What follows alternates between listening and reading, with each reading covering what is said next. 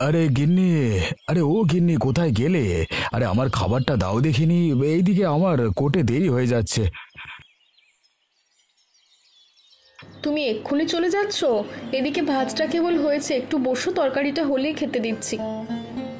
আমার হাতে এত সময় নেই গিন্নি, যা আছে তাই দাও। নুন লঙ্কা মিশিয়ে খাবার খেয়ে নিচ্ছি, কপালে কি আর গরম ভাত আছে যে তা খাবো?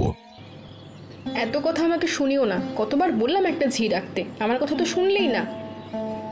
কত টাকা মাইনে পাই আমি? তাছাড়া তোমরা তো দুজন মানুষ আছো, এতজন থাকতে ঝিয়ের কি দরকার? হ্যাঁ, তোমার সংসারে এসে আমি ঝিয়ের কাজ করতে পারবো না।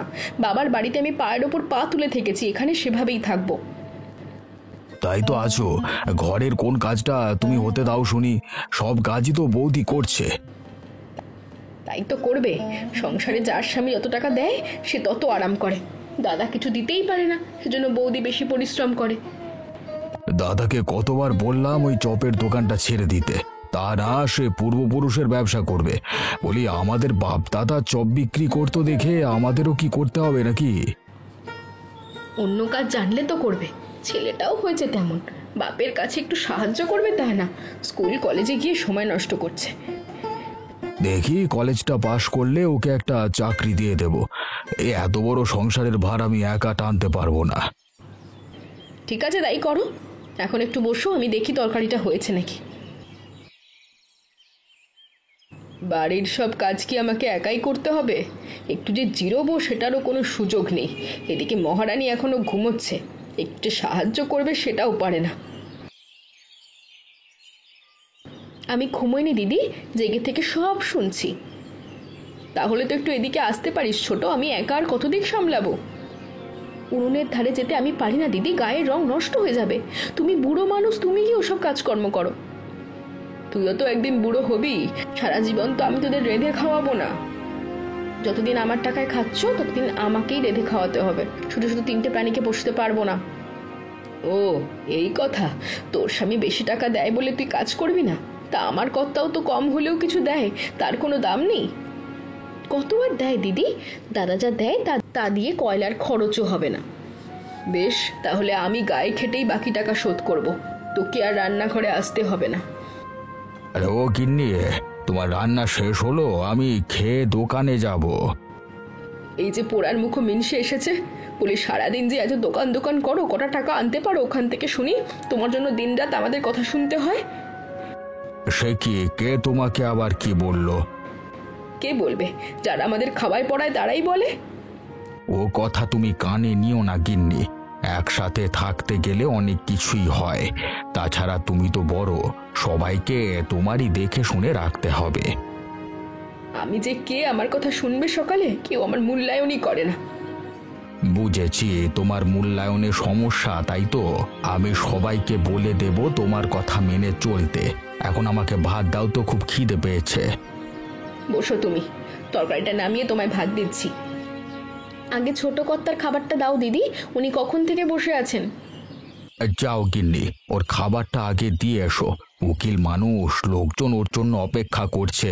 আমাকে একটু দেরিতে দিলে সমস্যা নেই। ঠিক আছে, তুই যা ছোট, আমি খাবার নিয়ে আসছি। কি হে গোপাল, কেমন আছো?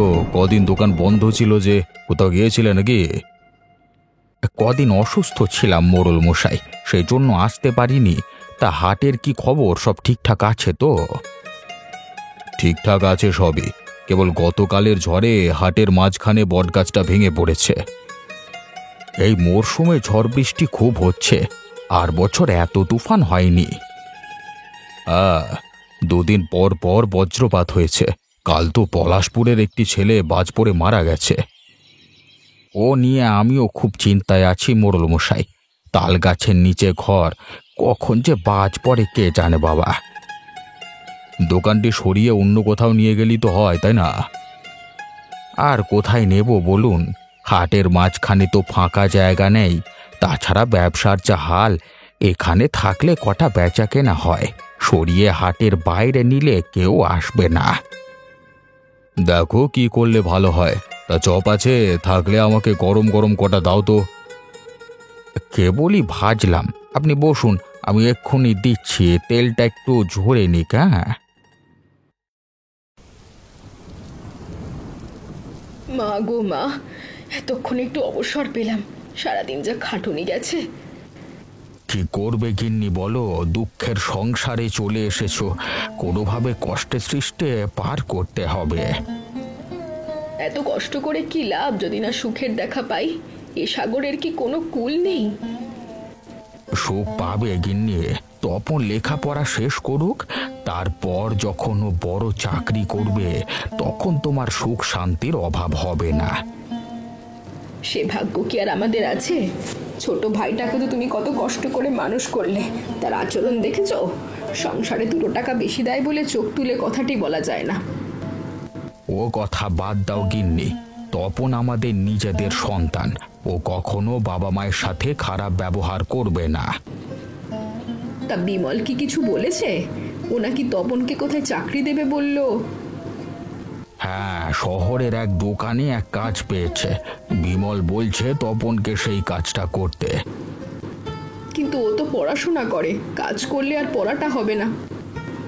আমিও তাই ভাবছি, এদিকে বিমলকে তো না করা যায় না, ও আমাদের সংসারে এত সাহায্য সহযোগিতা করছে। এক কাজ করো, তপনকে ডেকে একবার জিজ্ঞাসা করো, ও যদি রাজি থাকে তবে তোমরা কিছু বলো না, আর যদি পড়াশোনা করতে চায় তবে তাই করুক, সে তার কাকাকে বলুক।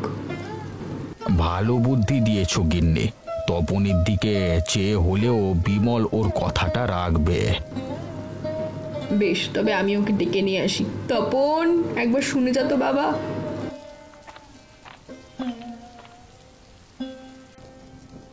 কি হয়েছে মা, আমাকে ডাকছিলে? হ্যাঁ রে, আমি ডেকে পাঠিয়েছিলাম। তা তোর পড়াশোনা কেমন চলছে? ভালোই চলছে বাবা, সামনে পরীক্ষা, সেই জন্য পড়াশোনা করছি। বেশ বেশ, ভালো ভালো, এবারও ভালো ফলাফল করতে হবে কিন্তু। তা তোর কাকা তোকে কিছু বলেছে? না তো মা। তোর জন্য একটা কাজ দেখেছে, শহরের এক মুদির দোকানে থাকতে হবে, ভালো টাকাই মাইনে দিবে বলল। আমি এখন এসব কাজ করতে চাই না মা, একবার যদি পড়াশোনাটা ছেড়ে দিই তাহলে আমার সব পরিশ্রম মাটি হয়ে যাবে। সেটা তো আমি বুঝি বাবা, কিন্তু দেখছিস তো আমি সংসারে তেমন কিছু দিতে পারি না, তাই বাড়তি কিছু আয়ের জন্য বিমল এই পরামর্শ দিল। বেশ, আমি কাকাবাবুর সাথে কথা বলবো, তোমরা এ নিয়ে চিন্তা করো না। এ হলে ভালোই হবে, তোর কথা ফেলতে পারবে না। এখন যা বাবা, গিয়ে পড়। হ্যাঁ, দেখো দেখো দেখো, সকালটা হতে পারলো না, এর মধ্যে ঝড় শুরু হলো। ওগো, তুমি আর যাবে না কোর্টে? বেলা হয়ে এলো যে। না গিন্নি, আমি আজকে আর যাবো না, শরীরটা ভালো লাগছে না, আজকে দিনটা বাড়িতেই থাকবো। তাহলে দিদিকে বলি দুপুরের চালটা বেশি করে নিতে, না হলে আবার ভাত বসাতে হবে। সে আমি বলে এসেছি। গিন্নি, আমি তবে হাটে যাচ্ছি, তুমি তপনকে দিয়ে খাবারটা পাঠিয়ে দিও। বলি এই ঝড় বাদলের দিনে না গেলে হতো না? না গিন্নি, এই বৃষ্টির দিনে মানুষ ভাজা পোড়া খেতে খুব ভালোবাসে, আজকে দোকান খুললে বেচা কেনা ভালো হবে। বেশ, যাও তবে, আর তপন গেলে কটা চপ পাঠিয়ে দিও কেমন? ঠিক আছে, এদিকটা তুই দেখিস ছোট। হ্যাঁ,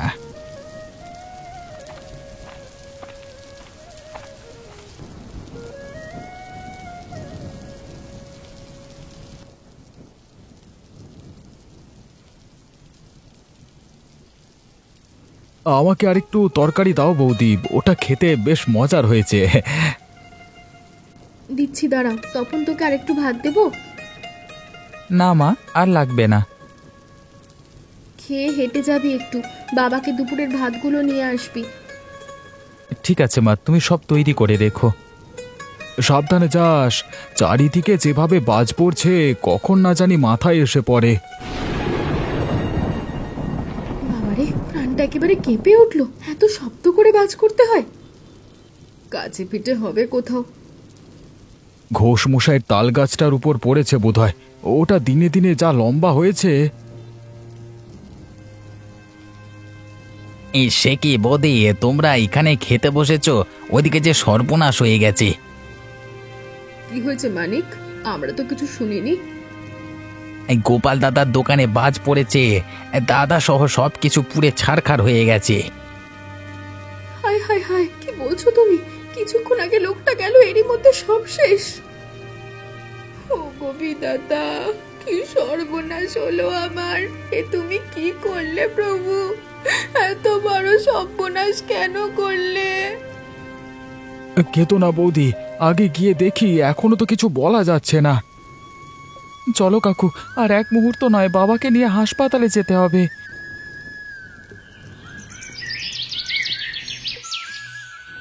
আমার কি সর্বনাশ করলে প্রভু!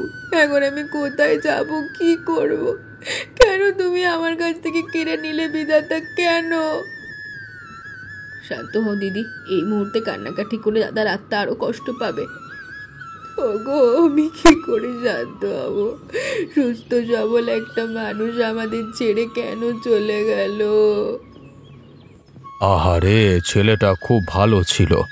আমি রোজ ওর দোকান থেকে চপ কিনে খেতাম। এখন থেকে ওকে আর দেখতে পাবো না। তা বিমল, মরা দেহ আর কতক্ষণ রাখবে?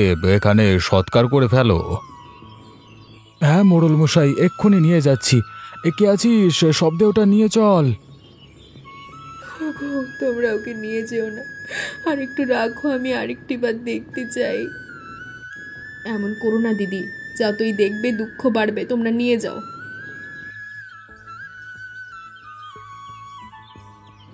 শোনো বৌদি, দাদা বেঁচে থাকতে কম হলেও কিছু টাকা সংসারে দিত।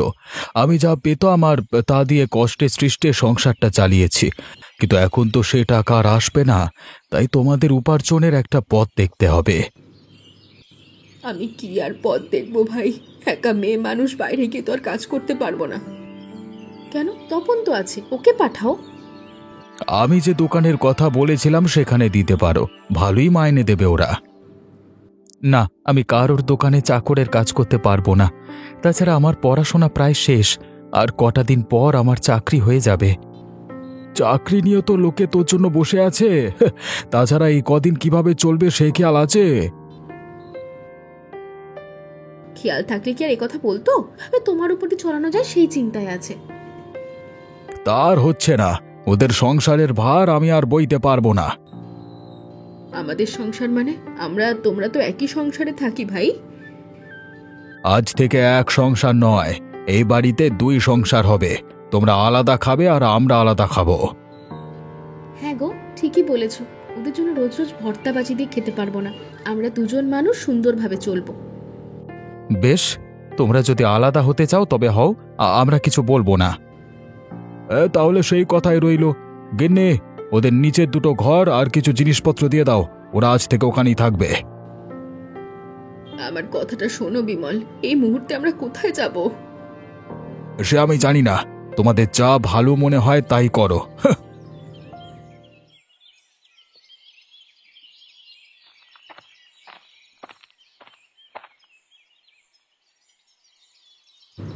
এই নাও তোমাদের জিনিসপত্র। আজ থেকে নিচে উনুন করে রান্না করবে, আর আমরা রান্নাঘর দিতে পারবো না। সে আমরা যাব না কাকিমা, তুমি নিশ্চিন্তে মাংস পোলাও রান্না করে খাও গিয়ে। তাই খাবো, এখন তো আর একটা কিছু রান্না করলে 10টা মুখে দিতে হবে না। হ্যাঁ রে তপন, ওরা তো আমাদের আলাদা করে দিল। এখন কি করে আমাদের সংসারটা চলবে বলতো? ঘটে তো চাল ডাল কিচ্ছু নেই। তাই তো ভাবছি মা, কোন কুক্ষণে যে বাবার মরতে হলো। এখন না হবে পড়াশোনা, না জুটবে পেটে ভাত। না বাবা, তুই পড়াশোনাটা চালিয়ে যা, দরকার হলে আমি গয়না বিক্রি করে তোকে টাকা দেব। হ্যাঁ মা, পড়াশোনা চালাবো, কিন্তু তার পাশাপাশি কিছু একটা না করলে হবে না। কি করবি তুই শুনি? ভাবছি বাবার বাজ পড়া চপের দোকানটা ঠিক করে তাতে ব্যবসা শুরু করব। কি চপ বিক্রি করবি? আমি কষ্ট করে তোকে পড়াশোনা করিয়েছি, হাটে হাটে ঘুরেছি, আর তুই নাকি চপ বিক্রি করবি? মা, কোনো পেশাই খারাপ নয়। তাছাড়া পড়াশোনা করে ভবিষ্যতে আমি অন্য কাজ করব। আপাতত সংসার চালানোর জন্য দোকানটা নতুন করে শুরু করলেই বেশি ভালো হবে। বেশ, তুই যখন চাচ্ছিস শুরু কর, তবে একটা কথা, আমি 1 মাস দেখবো, লাভ না হলে কিন্তু ব্যবসা বন্ধ। সে তুমি দেখো, কিন্তু ব্যবসা শুরু করতে তো কিছু মূলধন লাগবে। তাছাড়া দোকানটাও পুড়ে ছাই হয়ে গেছে, সেখানে নতুন দোকান তুলতে হবে। আমি তোকে কটা গহনা দিচ্ছি, ওগুলো বন্ধক নিয়ে ব্যবসাটা শুরু কর, পরে লাভ হলে ছুটিয়ে আনিস। ঠিক আছে মা, তাই করব। তুই দাঁড়া বাছা, আমি গহনা দিচ্ছি।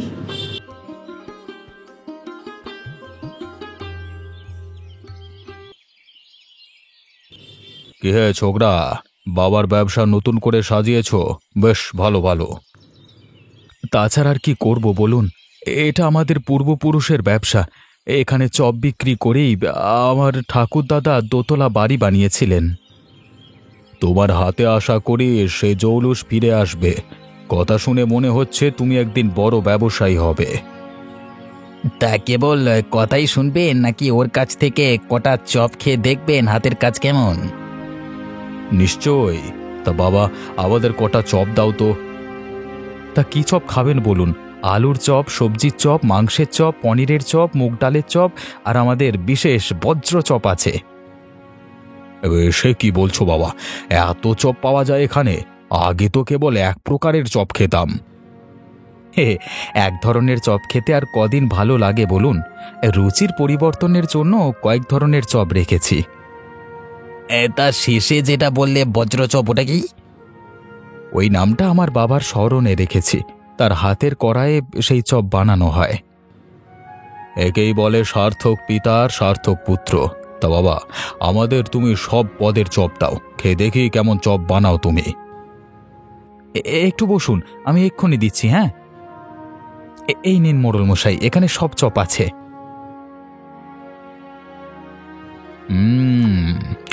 বাবা বাবা, খেতে তো অনেক সুস্বাদু লাগছে। এমন মজার চপ আর কখনো খাইনি। মোড়ল মশাই, তপনের এই দোকানের কথা গায়ে গায়ে ছড়িয়ে পড়েছে। সবাই আসছে তার হাতের চপ খাওয়ার জন্য। তাহলে ভালোই হলো, বাজ পড়া দোকান থেকে তোমার নতুন যাত্রা শুরু হলো।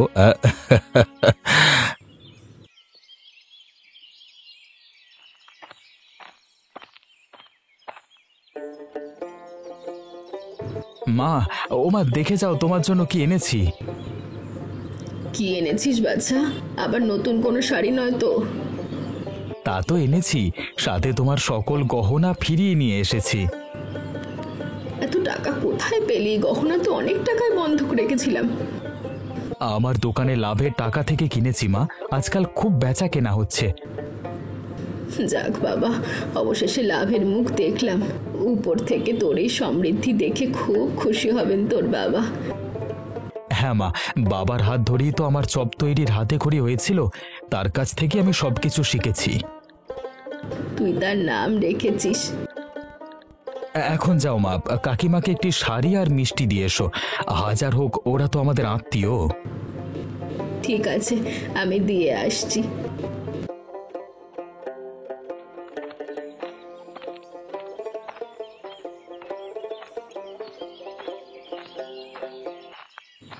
কি হলো গিন্নি, এভাবে বসে আছো কেন? মন খারাপ নাকি? মন খারাপ না করে উপায় আছে? মানুষের ছেলে মেয়েরা ব্যবসা করে টাকা উপার্জন করছে, আর তুমি এত বছর ওকালতি করলে কি করলে? কি না করেছি গিন্নি, মাসে মাসে গহনা, বছর বছর গহনা গড়িয়ে দিইনি তোমাকে? আমার আরও চাই। ওই শত্রুর ছেলের সুখ শান্তি আমি সহ্য করতে পারছি না। ওদের মতো আমিও নতুন গয়না দেখিয়ে, আমিও ওদের মতো নতুন গয়না পরে দেখিতে চাই। আমার টাকা পয়সা কম নেই। তোমার সে আশার গুড়ে বালি। আজকে আমাকে কোর্ট থেকে বের করে দিয়েছে, আর সেখানে গিয়ে মামলা লড়তে পারবো না। সে কি কথা? ও কাজ করলো কেন? এক খুনির হয়ে মামলা লড়েছিলাম গিন্নি, ওকে নির্দোষ প্রমাণ করতে জজ সাহেবকে ঘুষও দিয়েছিলাম, কিন্তু জায়গা মতো এসে জজটা সব ফাঁস করে দিল। সাথে আর বলি, তোমার বুদ্ধি নেই? আমাকে নিয়ে যেতে, দেখতে কিভাবে ওর মুখ বন্ধ করাতাম। এখন নিজেদের মুখই বন্ধ হয়ে যাবে গিন্নি, আর মজার মজার খাবার খেতে পারবো না। কি কথা গো? তাহলে কিভাবে হবে? তোমার চাকরি না থাকলে আমরা যে না খেতে পেয়ে মরবো। সেজন্য ভাবছি তপনের কাছে গিয়ে একটা কাজ চাইবো। ওর দোকানে প্রকাশ হয়েছে, যদি লেখালেখির কোনো একটা কাজ দেয় আমাকে, মানে শেষ এই শত্রুর পুত্রের কাছে তুমি যাবে? এছাড়া তো আর উপায় নাই গিন্নি। তাছাড়া ও আমাদেরই রক্ত, নিজেদের কাছে কিছু চাইতে লজ্জা নেই। বেশ, তবে গিয়ে দেখো। কেবল আমি গেলে হবে না, তোমাকেও যেতে হবে। অত্যাচার তো ওদের উপর কম করনি। ঠিক আছে, চলো যাই তাহলে।